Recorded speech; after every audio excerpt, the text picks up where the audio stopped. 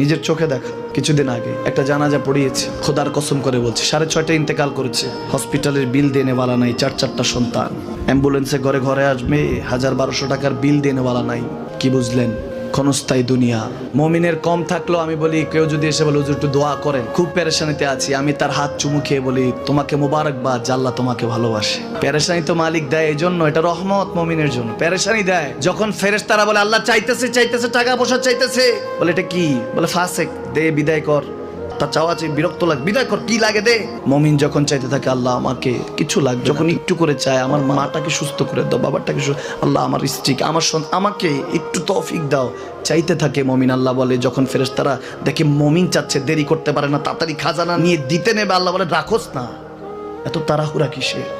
তার চাওয়ার মধ্যে তো প্রেম আছে, একটু চাইতে দেস না।